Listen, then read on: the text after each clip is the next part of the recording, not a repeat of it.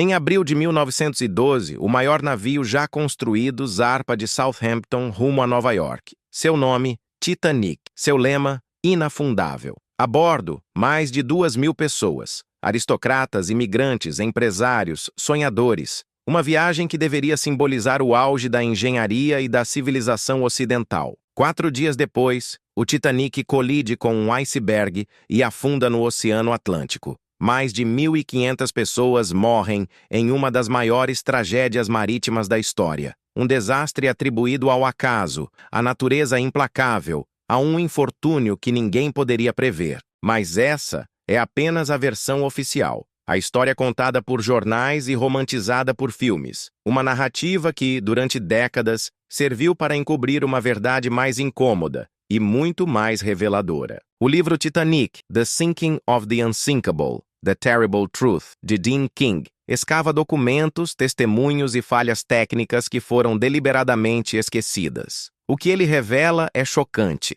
O naufrágio do Titanic não foi apenas uma tragédia. Foi uma sequência de erros humanos, decisões corporativas questionáveis e omissões convenientes. O iceberg pode ter sido o gatilho, mas não foi o verdadeiro vilão. O Titanic já estava condenado antes mesmo de deixar o porto. Falhas estruturais, ganância empresarial, desprezo pela segurança e uma cultura de arrogância criaram uma armadilha perfeita no meio do oceano. Porque o navio navegava em alta velocidade, mesmo após receber múltiplos alertas de gelo? Por que tantos botes salva-vidas foram lançados ao mar quase vazios? Por que algumas vozes que tentaram alertar sobre os perigos foram ignoradas ou silenciadas? Neste vídeo, vamos desmontar a versão oficial e reconstruir a verdadeira história por trás do Titanic. Não se trata apenas de um acidente, trata-se de um sistema que falhou e de um legado de mentiras contadas para preservar reputações e fortunas.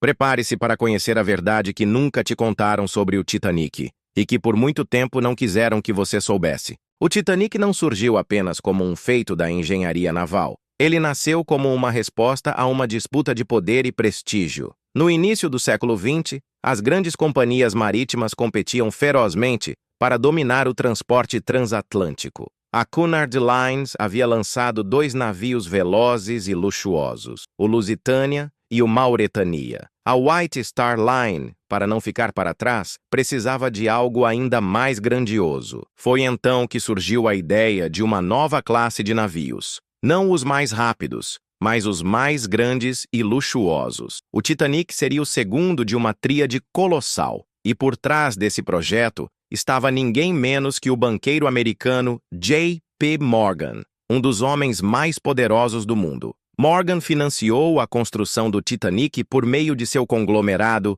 a International Mercantile Marine Company. Mas o que parecia uma revolução tecnológica escondia decisões perigosas motivadas por interesses financeiros. Dean King revela que, durante a construção do Titanic, diversos alertas sobre segurança foram minimizados, ou simplesmente ignorados. O uso de rebites de qualidade inferior, por exemplo, foi uma economia de custo que mais tarde se provaria fatal. Esses rebites, feitos com ferro de baixa resistência, foram utilizados principalmente na parte dianteira do navio, justamente onde o casco seria atingido pelo iceberg. Ensaios técnicos modernos mostram que esses materiais se romperam com facilidade no impacto, acelerando o alagamento. Além disso, os compartimentos estanques, alardeados como um avanço revolucionário, não passavam de uma meia-verdade. Embora compartimentados, não chegavam até o teto do navio. Isso permitiu que a água transbordasse de um compartimento ao outro, como uma escada de morte, enquanto a popa se erguia. Por trás de cada escolha técnica havia uma lógica de lucro. A prioridade era oferecer conforto e aparência de segurança, não segurança real. O navio transportava o que havia de mais sofisticado em mármore, tapeçaria e cristal, mas não levava botes salva-vidas suficientes nem equipamentos de emergência adequados. O estaleiro Harland & Wolff, em Belfast, foi pressionado a entregar o Titanic dentro do cronograma, apesar dos desafios técnicos e da complexidade da construção. Greves de trabalhadores e atrasos no fornecimento de materiais quase pararam a obra. Mas o cronograma não podia falhar. Afinal, havia publicidade em jogo e o Titanic precisava zarpar conforme o planejado. Dean King aponta que o Titanic foi, antes de tudo, um produto de marketing. Sua grandiosidade era símbolo de uma era que acreditava no domínio absoluto da tecnologia sobre a natureza. E como toda propaganda bem feita, ela funcionou, até o momento em que o casco se rasgou e a verdade começou a afundar com ele. A versão tradicional afirma que o Titanic foi vítima de um iceberg que apareceu subitamente no meio do Atlântico. Uma tragédia imprevisível, resultado do azar e das forças incontroláveis da natureza. Mas, ao mergulhar nos documentos analisados por Dean King, fica evidente que o iceberg estava longe de ser uma surpresa. Ao longo do dia 14 de abril de 1912, diversos navios enviaram mensagens de rádio alertando sobre grandes campos de gelo no trajeto do Titanic. Navios como o Mesaba e o Californian avisaram sobre icebergs exatamente na rota onde o Titanic navegava. Esses avisos, no entanto, foram ignorados ou não repassados corretamente à ponte de comando. Por quê? Porque o operador de rádio principal do Titanic, Jack Phillips, estava sobrecarregado com mensagens pessoais de passageiros ricos. O sistema de comunicação da época era operado por funcionários da Marconi Company, não da tripulação, e sua prioridade era o lucro, não a segurança. Os avisos críticos sobre gelo simplesmente não receberam a devida atenção. Mesmo com os poucos alertas que chegaram ao capitão, o Titanic continuava a navegar a quase velocidade máxima, mais de 22 nós. Por que tanta pressa? Dean King sugere que havia pressão para chegar a Nova York antes do previsto, a fim de causar impacto midiático. A White Star Line queria gerar manchetes. Titanic chega antes do tempo previsto. Era o marketing, mais uma vez, acima da cautela. Naquela noite, o mar estava excepcionalmente calmo. Isso dificultava a visualização de icebergs, já que não havia ondas quebrando na base das massas de gelo. Além disso, os binóculos da equipe de vigia haviam sido trancados em um armário e a chave, por um erro administrativo, ficou com um oficial que havia desembarcado antes da viagem. Os vigias estavam observando o mar a olho nu. Quando o iceberg finalmente foi avistado, era tarde demais. A manobra brusca feita para desviar, girar o leme e cortar os motores acabou prejudicando a estabilidade do navio. Se o Titanic tivesse colidido de frente, talvez apenas os compartimentos da proa tivessem sido comprometidos. Mas o rasgo lateral causado pela tentativa de desvio abriu 6 compartimentos de uma vez. Ou seja, a colisão não foi uma questão de má sorte. Foi o resultado de negligência, excesso de confiança e uma cultura organizacional que tratava alertas como obstáculos ao sucesso. A tragédia poderia ter sido evitada, ou pelo menos minimizada, se a tripulação tivesse dado atenção às informações disponíveis. O iceberg estava lá, sim, mas ele não surgiu do nada. O Titanic caminhou até ele, ignorando os sinais, surdo aos avisos. Não foi a natureza que traiu o navio, foi a soberba humana que o condenou. Muito antes do iceberg rasgar o casco do Titanic, uma crença já havia se instalado, a de que o navio era inafundável. Essa ideia não surgiu do nada, foi alimentada pela engenharia inovadora dos compartimentos estanques, anunciados como um sistema revolucionário capaz de manter o navio flutuando mesmo com parte da estrutura inundada. O Titanic tinha 16 compartimentos que podiam ser isolados em caso de alagamento. A promessa era que o navio permaneceria seguro, mesmo se 2, ou até 4, desses compartimentos fossem comprometidos. Mas o que os folhetos promocionais não explicavam era um detalhe crucial. As paredes internas desses compartimentos não iam até o teto. Na prática, isso significava que se a água enchesse um compartimento até certo ponto, ela transbordaria para o próximo, exatamente como copos ligados em cascata. Quando o Titanic foi atingido, o iceberg rasgou mais de 90 metros do casco, danificando 6 compartimentos. Era mais do que o projeto podia suportar, e o destino do navio foi selado em minutos. Dean King destaca que os próprios engenheiros, após o impacto, perceberam a gravidade da situação imediatamente. Thomas Andrews, o principal projetista do navio, ao avaliar os danos, teria dito com calma: "Senhores, O Titanic está perdido. Ele sabia que os compartimentos não conseguiriam conter a água e que o navio afundaria em poucas horas. Outro detalhe perturbador é que o próprio sistema de isolamento era acionado manualmente. As comportas eram fechadas por ordem da tripulação, não automaticamente. Isso significava que, em meio ao caos, qualquer atraso, erro humano ou falha mecânica poderia comprometer toda a engenharia.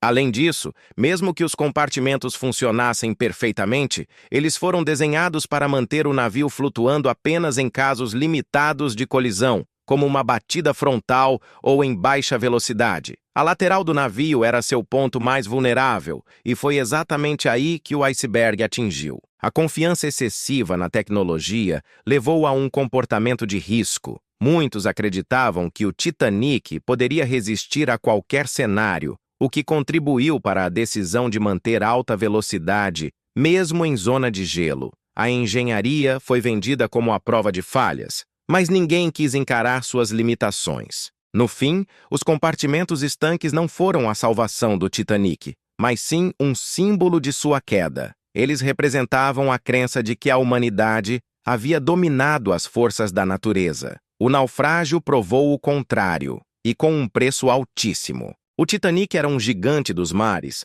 capaz de transportar mais de 2.200 pessoas. Mas no convés, havia botes salva-vidas para apenas 1.178 passageiros. Isso significa que, mesmo que tudo tivesse funcionado perfeitamente, mais da metade das pessoas a bordo jamais teria chance de escapar. Como um navio tão avançado pôde cometer um erro tão básico? A resposta está na legislação marítima da época e em uma mentalidade perigosamente ultrapassada. As regras de segurança britânicas exigiam um número mínimo de botes com base na tonelagem do navio e não na sua capacidade real de passageiros. Como o Titanic ultrapassava tudo o que havia sido construído até então, a lei simplesmente não foi atualizada. Mas o problema não era apenas legal. Havia também uma questão de imagem. A White Star Line optou por não colocar mais botes, mesmo sabendo que era possível. Mais botes significavam mais espaço ocupado no convés,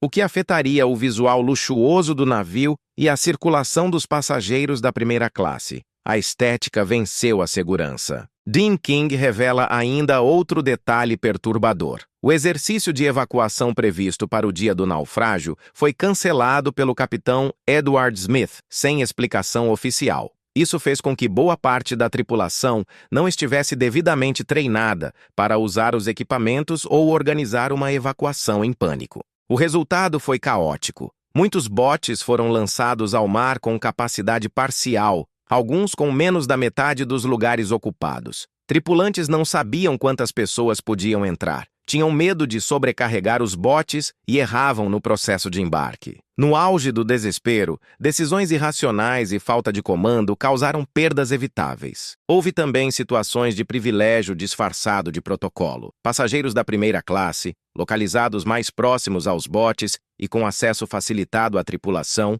foram os primeiros a embarcar, muitas vezes sem critérios claros de necessidade. Enquanto isso, centenas de imigrantes da terceira classe foram impedidos de chegar ao convés superior até que fosse tarde demais. Um dos exemplos mais simbólicos foi o do bote número 1, que poderia comportar 40 pessoas, mas zarpou com apenas 12. Entre eles, o diretor da White Star Line, J. Bruce Ismay, cuja presença em um dos primeiros botes se tornaria símbolo da covardia e do fracasso moral daquela noite. A verdade é que os botes do Titanic não falharam por falta de espaço. Falharam por falta de preparo, prioridade e humanidade. A escassez era conhecida, a omissão foi deliberada, e por trás de cada bote vazio que flutuava no mar gelado, havia uma vida que poderia ter sido salva, mas não foi. A história do Titanic costuma destacar nomes como o capitão Edward Smith ou o bilionário J. Bruce Ismay, mas por trás da narrativa oficial existiram personagens pouco lembrados, tanto heróis anônimos quanto vilões discretos, cujas ações tiveram impacto real na tragédia daquela noite. Um dos nomes mais negligenciados é Frederick Fleet, o vigia que avistou o iceberg. Ele foi o primeiro a soar o alarme mesmo sem binóculos, e sua rápida reação deu ao Titanic preciosos segundos para tentar evitar a colisão. Anos depois, Fleet morreria esquecido e empobrecido, sem jamais receber o reconhecimento por sua tentativa desesperada de alertar a tripulação. Outro personagem crucial foi Harold Bride, operador de rádio assistente. Mesmo com os pés submersos em água gelada, ele continuou transmitindo sinais de socorro até o último momento. Sua persistência garantiu que o Carpathia, navio que resgataria os sobreviventes, soubesse da tragédia a tempo de agir. Bride sobreviveu, mas pouco se fala do papel heróico que desempenhou. Na sala das caldeiras, dezenas de trabalhadores do setor mais baixo do navio continuaram alimentando as máquinas com carvão mesmo após o impacto, garantindo luz e energia para que outros passageiros pudessem evacuar. Muitos morreram sem nunca ver o convés. Seus nomes raramente são lembrados, mas seu sacrifício foi essencial. Do outro lado da história estão os vilões silenciosos. Bruce Ismay, presidente da White Star Line, sobreviveu ao naufrágio entrando em um bote, mesmo havendo mulheres e crianças à espera. Apesar de tentar justificar sua ação como um instinto de sobrevivência, sua reputação jamais se recuperaria, e a imprensa o trataria como o símbolo máximo da covardia. Outro nome pouco discutido é o do capitão do Californian, Stanley Lord. Seu navio estava a menos de 20 quilômetros do Titanic e viu os foguetes de socorro no céu, mas, por razões até hoje debatidas, não respondeu a tempo. Lord alegou não ter entendido os sinais, mas investigações posteriores o responsabilizaram por não ter agido com urgência. Sua inação custou vidas. Enquanto isso, o capitão Arthur Rostron, do Carpathia, conduziu seu navio por águas congeladas em velocidade recorde após receber o chamado de socorro. Sua ação rápida salvou mais de 700 pessoas, e ele seria posteriormente condecorado por bravura. Ainda assim, sua história raramente aparece nos grandes filmes ou livros populares sobre o Titanic. A história do Titanic não foi feita apenas de aço e gelo, mas de decisões humanas, algumas marcadas por coragem extrema, outras por omissão e egoísmo. E talvez o maior erro da história seja esquecer os que, sem status ou fama, deram tudo de si para salvar vidas. Porque a verdadeira memória do Titanic está nos atos silenciosos que jamais ganharam os holofotes. O Titanic afundou nas primeiras horas de 15 de abril de 1912. Quando o navio Carpathia chegou ao local, encontrou apenas 705 sobreviventes. O resto, mais de 1.500 pessoas, havia desaparecido nas águas geladas do Atlântico. O impacto da tragédia foi imediato, mas o que veio depois seria ainda mais revelador: o esforço para controlar a narrativa. Logo após o resgate, a imprensa se lançou sobre os sobreviventes em Nova York. Mas o que chamou a atenção foi como certos personagens foram rapidamente protegidos. J. Bruce Ismay, por exemplo, foi escoltado para longe dos repórteres, instalado em uma residência privada e poupado de maiores exposições públicas. O mesmo não aconteceu com passageiros de terceira classe, que mal tinham onde dormir. As investigações começaram poucos dias após a tragédia. Nos Estados Unidos, o Senado abriu uma comissão que entrevistou dezenas de sobreviventes. No Reino Unido, uma investigação similar foi conduzida. Mas, como Dean King destaca, muitos dos principais responsáveis evitaram punições severas. A White Star Line manteve-se operando e nenhuma lei foi imediatamente alterada. A tragédia do Titanic, no entanto, forçou mudanças. Uma convenção internacional sobre segurança marítima foi organizada, resultando em novas normas. Os navios passaram a ser obrigados a carregar botes salva-vidas para todos a bordo. Sistemas de comunicação por rádio passaram a operar 24 horas, e patrulhas navais foram criadas para monitorar icebergs. Ao mesmo tempo, começou a nascer o mito. O Titanic foi rapidamente absorvido pela cultura popular como símbolo de orgulho ferido, de tragédia romântica, de aviso da natureza contra a arrogância humana. Hollywood, desde cedo, usou o naufrágio como matéria-prima para melodramas, quase sempre ignorando os detalhes mais incômodos da história real. Muitos dos verdadeiros heróis foram esquecidos. Tripulantes da terceira classe e trabalhadores das caldeiras raramente tiveram seus nomes lembrados. Já personagens controversos, como Ismay, foram gradualmente reintegrados à sociedade. A narrativa dominante escolheu o que preservar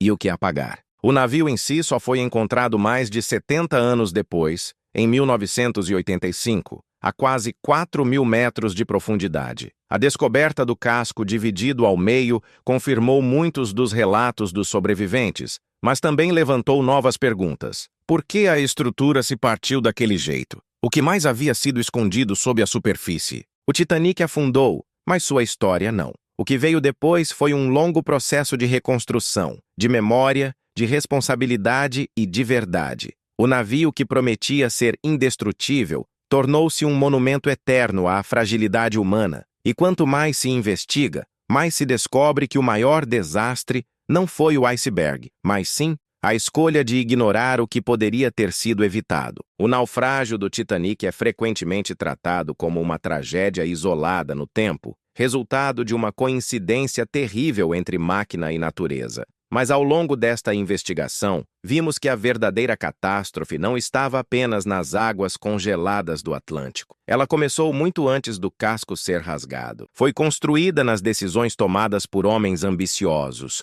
nos silêncios convenientes, na confiança cega em tecnologias que nunca haviam sido testadas em condições extremas. Foi alimentada por uma cultura que priorizava o luxo, a velocidade, o prestígio. E, acima de tudo, por uma certeza fatal: nada poderia dar errado. As investigações pós-naufrágio revelaram falhas graves, mas muitas foram relativizadas, abafadas ou tratadas como inevitáveis. A ideia de que o Titanic era inafundável não foi apenas um slogan, foi uma armadilha psicológica que impediu decisões prudentes até os minutos finais. Uma arrogância que custou mais de 1.500 vidas. O legado do Titanic, no entanto, não é apenas técnico ou histórico. Ele nos confronta com perguntas que ainda são relevantes mais de um século depois. Quem tem acesso à segurança? Quem é ouvido em tempos de crise? E o que acontece quando o prestígio se sobrepõe à responsabilidade?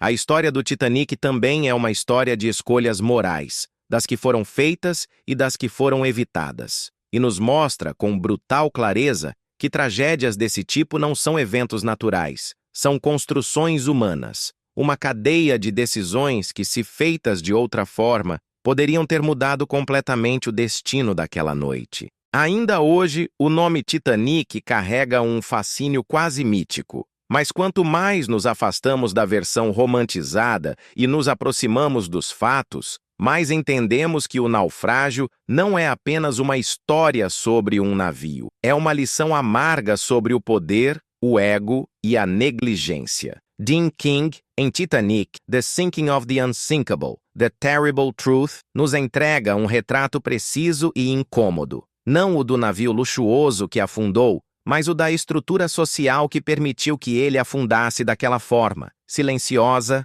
lenta e cruelmente previsível. E talvez o maior tributo que possamos prestar às vítimas do Titanic não esteja nas estátuas, nem nos filmes, nem nos museus, mas na lembrança constante de que nenhuma tecnologia, por mais avançada que pareça, é a prova da falha humana. O verdadeiro naufrágio, afinal, começou bem antes do navio tocar a água.